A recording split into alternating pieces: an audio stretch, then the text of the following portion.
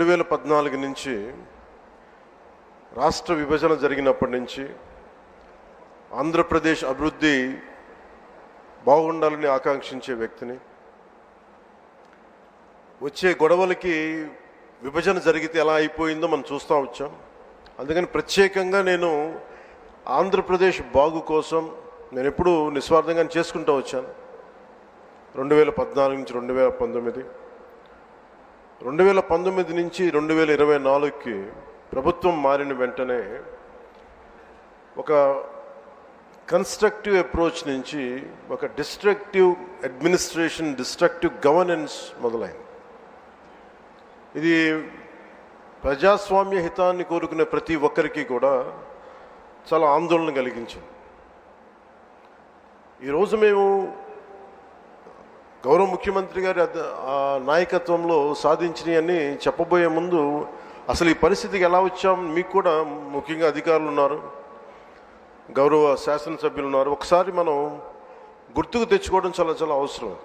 ఎందుకంటే మనం చాలా త్వరగా మర్చిపోతాం.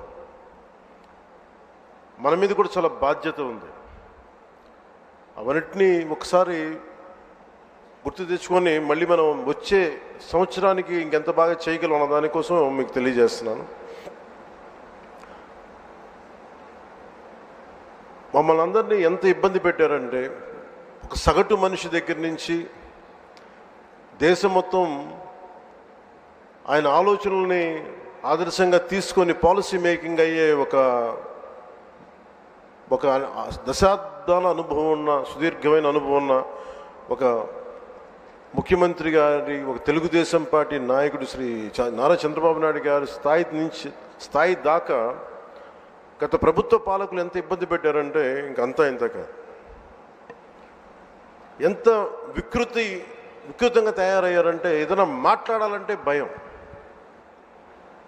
అధికార వ్యవస్థ ఒక భయం గుప్పెట్లో చిక్కుకుపోయారు. నేను అడిగేవాడిని చాలామంది అధికారులు, ఎందుకు మీరేం మాట్లాడలేదని. నాకు అర్థమైంది ఏంటంటే, మేము వచ్చిన తర్వాత నిజంగా రాజకీయ వ్యవస్థ కానీ బాధ్యతతో లేకపోతే అధికార యంత్రాంగం కూడా ఏమీ చేయలేదు, నిస్సహాయంగా చూస్తూ ఉండడం తప్ప అనేది మేము ప్రత్యక్షంగా చూసాం, అనుభవంలోకి వచ్చింది. ఇక్కడ నన్నైతే ఏ స్థాయిగా గౌరవ ముఖ్యమంత్రి గారిని ఏ స్థాయి ఇబ్బందుల్లో పెట్టారో మీరు అందరూ తెలుసు, మీ అందరికీ. కానీ నన్నైతే నాకు అనిపించేది, వైజాగ్లో, విశాఖపట్నంలో 24లో 23 ఆఖరిలో ఎలాంటి ఇబ్బందులు పెట్టా, మీరు రోడ్ల మీదకి రావడానికి కూడా ఇబ్బంది పడేవాళ్ళు. వస్తే అరెస్టులు. ఈ స్థాయి, వీటి మధ్యలో అసలు భవిష్యత్తు కనిపిస్తుందా అని అనిపించింది నాకు. అసలు ఆంధ్రప్రదేశ్కి వెలుగు అనేది వస్తుందా? ఇలా భయం గుప్పిట్లోనే బతకాలా? వాళ్ళ ఇష్టానికి చట్టాలు, ఇష్టాలకి బెదిరింపులు, నోటికి ఏదొస్తుంది మాట్లాడటాలు, ఇవన్నీ చూసిన తర్వాత ముఖ్యంగా ఇక్కడ చాలామంది ఉన్నతాధికారులు అందరూ ఉన్నారు, నియోజకవర్గ అధికారులు ఉన్నారు, శాసనసభ్యులు మీరందరూ ఉన్నారు. కాబట్టి అది జరగకుండా కనుక, కూటమి ప్రభుత్వం రాకుండా కనుక ఉండుంటే ఎలా ఉండేది ఆంధ్రప్రదేశ్ని ఒకసారి మన అందరం కూడా ఒకసారి ఆలోచించాలి వన్స్న. ఎందుకంటే మేమందరం కూడా గౌరవ ముఖ్యమంత్రి గారి దగ్గర నుంచి, లోకేష్ గారి దగ్గర నుంచి ఎవ్వరం కూడా ఏదో ఒక నెపం, గొడవ పెట్టి ఏదో ఒకలా ఇబ్బందులు పాలు చేసి, ఇబ్బందులు పెట్టడానికి, జైల్లో పెట్టడానికి, అలాంటి స్థాయిలోకి వచ్చేసారు. ఏదన్నా మాట్లాడదామంటే రౌడీ మూకలు, నిస్సహాయతతో కూడిన అధికారులు, లేదా వంతపాడే అధికార యంత్రాంగం, వీటన్నిటి మధ్యలో విలవిల్లాడిపోయింది రాష్ట్రం. ఏదైనా మాలాంటి వాళ్ళం వచ్చి మాట్లాడి చెప్దామంటే మమ్మల్ని అలాగా ఇబ్బంది పెట్టలేదు, మా కుటుంబ సభ్యులతో సహా. వీటన్నిటి నేపథ్యంలో ఎన్డీఏ ప్రభుత్వం, సుదీర్ఘమైన అనుభవం ఉన్న చంద్రబాబు గారి నాయకత్వంలో తెలుగుదేశం పార్టీ, భారతీయ జనతా పార్టీ, జనసేన, ఇవన్నీ కలిసి కూటమి ప్రభుత్వాన్ని ఏర్పాటు చేయడానికి, నిలబడటానికి ముఖ్య ఉద్దేశం ఒక సుపరిపాలన అందించాలి. అడ్మినిస్ట్రేషన్ విత్ అన్ అకౌంటబిలిటీ, ఒక రెస్పాన్సిబిలిటీతో ముందుకెళ్ళాలి అన్న ఉద్దేశంతో మేమందరం ముందుకు వచ్చాం. ప్రజలు దాన్ని గుర్తించారు, ఆదరించారు. ఈ ప్రభుత్వానికి ఈ కూటమి ప్రభుత్వానికి అండగా నిలబడ్డారు.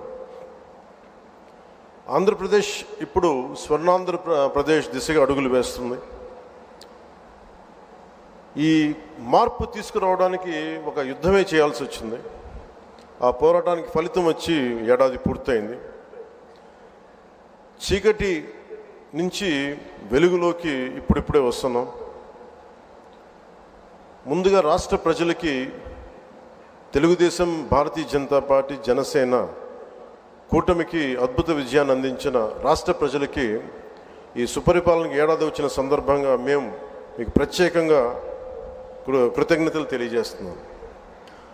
రాష్ట్ర ప్రజల రుణం తీర్చుకునేందుకు గౌరవ ప్రధాని శ్రీ నరేంద్ర మోదీ గారి మార్గనిర్దేశకత్వంలో, పాలనలో అపార అనుభవం కలిగిన గౌరవ ముఖ్యమంత్రి శ్రీ చంద్రబాబు నాయుడు గారి నాయకత్వంలో కూటమి ప్రభుత్వం నిరంతరాయంగా కృషి చేస్తూనే ఉంది. ఒకవైపు కుదేలైన ఆర్థిక వ్యవస్థ, అస్తవ్యస్త విధానాలతో ఉన్న ఈ నడిపిన ప్రభుత్వాన్ని తిరిగి గాడిని పెట్టడానికి గౌరవ ముఖ్యమంత్రి గారి అపారమైన అనుభవం మా అందరికీ ఎంతో బలాన్ని ఇస్తూ ఉంది. అలాగే గౌరవ ప్రధానమంత్రి శ్రీ నరేంద్ర మోదీ గారి కేంద్రం నుంచి అందిస్తున్న సహాయ సహకారాలతోటి, ముఖ్యమంత్రి గారి పాలనా దక్షతతోటి, మంత్రివర్గ సహచరుల మద్దతుతోటి స్వర్ణాంధ్రప్రదేశ్ విజన్ 2047 వికసిత్ భారత్ లక్ష్యాల సాధన దిశగా ముందుకు వెళ్తూ ఉంది. ఈ మధ్యనే మనం 11వ అంతర్జాతీయ యోగా దినోత్సవం సందర్భంగా గౌరవ ముఖ్యమంత్రి శ్రీ నారా చంద్రబాబు నాయుడు గారి నేతృత్వంలో ఎన్డీఏ కూటమి ప్రభుత్వం విశాఖపట్నంలోని బీచ్ రోడ్లో 3 లక్షల పైచిలుకుతో మందితో నిర్వహించిన యోగాంధ్ర కార్యక్రమం ప్రపంచ రికార్డు సృష్టించింది. అలాగే రాష్ట్ర ప్రభుత్వ పథకాల్లో నేను చాలా సందర్భాలు అడిగేవాడిని ముఖ్యమంత్రి గారిని. ఎలక్షన్ సమయంలో మనం ఈ సూపర్ 6 ఇలాంటివన్నీ ఎలా చేయగలం ఏంటని మాట్లాడితే ఆయన ఎప్పుడు కూడా అనేది ఏంటంటే, డెవలప్మెంట్తో పాటు మనం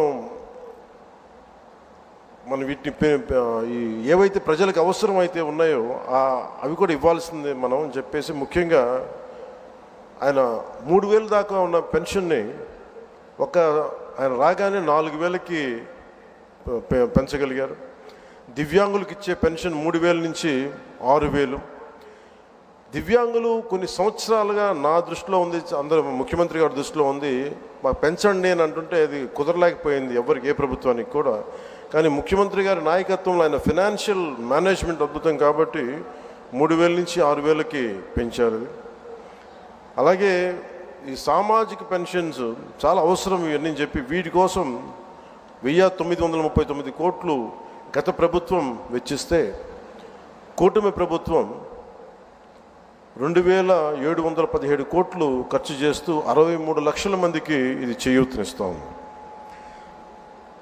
ఆకలితోటి ఏదైనా బయటికి వెళ్ళి తిందాం తక్కువ ధరతో అనే అన్నా క్యాంటీన్ని మూసేసిన ప్రభుత్వాన్ని తిరిగి కూటమి ప్రభుత్వం రాగానే పునరుద్ధరించింది.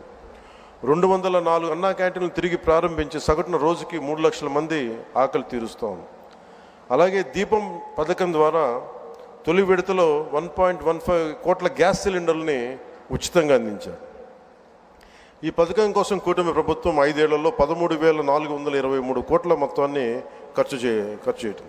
అలాగే మత్స్యకారు సోదరులకి దాదాపు 1,22,965 మందికి 266 కోట్లు అందజేసిన 20,000 రూపాయలు చొప్పున. అలాగే నారా లోకేష్ గారు ప్రత్యేకించి ఆయన తీసుకున్న ఈ ఎడ్యుకేషన్ ఈ శాఖల ద్వారా ప్రత్యేకించి నాకు వ్యక్తిగతంగా నచ్చింది అని చేసింది డొక్కా సీతమ్మ మధ్యాహ్న భోజన పథకం పెట్టడం. ఎంతసేపు ప్రభుత్వ పథకాలకి గత ప్రభుత్వంలో ఆయన పేర్లు పెట్టుకోవడం, వారి పేర్లు పెట్టుకోవడం కంటే కాకుండా ఎవరైతే సమాజానికి ప్రేరణగా ఉన్నారో అలాంటి వారి పేర్లు పెట్టడం మనస్ఫూర్తిగా సర్వేపల్లి రాధాకృష్ణన్ గారి స్కూల్ కిట్స్ అందించడం, ఇలాంటి చాలా రెవల్యూషన్ నిర్ణయాలు తీసుకున్న నారా లోకేష్ గారికి నా ప్రత్యేకంగా నా ధన్యవాదాలు తెలియజేస్తాను. ఇట్స్ క్వైట్ ఇన్స్పైరింగ్ అనిపించింది. అలాగే తల్లికి వందనానికి దాదాపు 67 లక్షల మందికి పైగా విద్యార్థులకు లబ్ధి చేకూరింది. ఈ మొత్తంలో 1346 కోట్లు పాఠశాలల అభివృద్ధికి వెళ్తూ ఉంది. 10,000 చొప్పున 10,091 కోట్లు ఖర్చు చేస్తున్న ఈ పథకం 67 లక్షల మందికి పైగా లబ్ధి. గత ప్రభుత్వం జాబ్ క్యాలెండర్ పేరిట మీద యువతని సరిగ్గా వదిలేసింది. ఒక్క డిఎస్సి కూడా నిర్వహించిన పాపాన్ని పోలేదు. కూటమి ప్రభుత్వం వచ్చిన వెంటనే 16,347 ఉపాధ్యాయ నియామకాలకు మెగా డిఎస్సి నోటిఫికేషన్ విడుదల చేసింది. వైసీపీ హయాంలో ఉపాధి కోసం యువత పక్క రాష్ట్రాలకు వెళ్ళిపోయే